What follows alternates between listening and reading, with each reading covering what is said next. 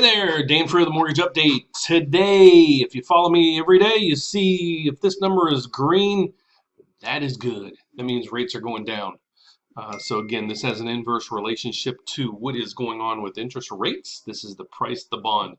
I am Dan Frio, the Mortgage Update, and I do this every day, and I kind of bring everybody up to speed on what's going on with mortgage rates. This is not a guess.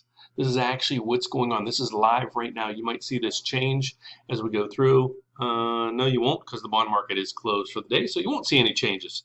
But every once in a while you will when I'm doing this live and the market's still open, you'll see some changes.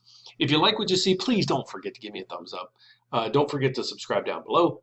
And leave some comments. Let me know if there's something in details you want me to go through, something you don't understand. Basically, these numbers are useful for realtors, home buyers, mortgage people, anybody really that wants to dive into mortgage rates. What's going on? What's happening today, this week? What's the trends and all that stuff? So today we see the trends are going well. We introduced a new parameters in, but Fibonacci is a charting system that puts in a upper and a lower brackets, and we're trading on that range. If you followed on Friday, we're trading in that range. We're at the bottom of that range right now. So the expectation was we're going to kick up and get into this area, which we did. You could see that we kicked up right here today. So again, this is a level this is a support level. And right now we're looking for interest rates to get better throughout the week. Okay, the trend line is a very good trend that we got here going in a short-term trend. So it's not going to go in a straight line. It might go like this and this and this, but there's probably a good upward trend for that.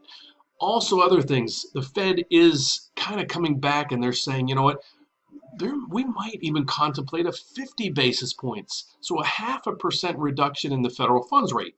I personally don't see that coming at the end of the month, but some people are coming out and saying that might be possible. Don't hold your breath on that one. I see a 0.25% reduction in rates by the end of the month. Okay, so what's going on this week? So, well, one of the trends that happened just recently is Iran. They just seized a British tanker in retaliation to Britain seizing an Iranian oil tanker a couple weeks ago. That's causing uncertainty in the markets. So that is helping. The Federal Reserve news is helping. So other data that we're going to get this week. Tuesday, housing pricing index. It probably won't have a big impact on rates. And existing home sales. That might. Here's the reason being is I never understood, housing sales. If it's good, why is that good for the economy? When you're building a house, there's all kind of components that go into building that home. Okay, there's labor, there's lumber, there's electrical components, there's brick, there's mortar, there's shingles, there's so many pieces of that house that play a key role in the market for products, pricing, labor. That has a big impact on the economy. Okay, so Wednesday we have new home sales. Probably won't be a big impact there for the day. Thursday, now we're starting to get in some stuff that might move the market. Durable goods. What's going on with that? That will indicate inflation or not. It has a trend for that. Jobless claims. How's the economy doing? That'll have an effect on things.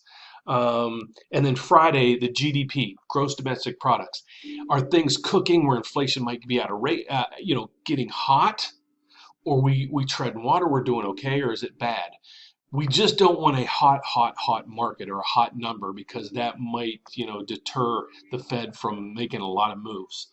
So that's what's going on this week. Today was a good day, so my prediction too is my recommendation is to cautiously continue to float.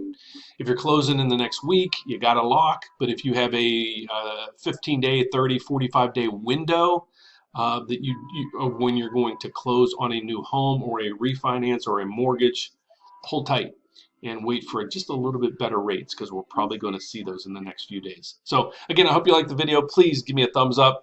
Don't forget to subscribe. God bless. Take care. Have a great evening.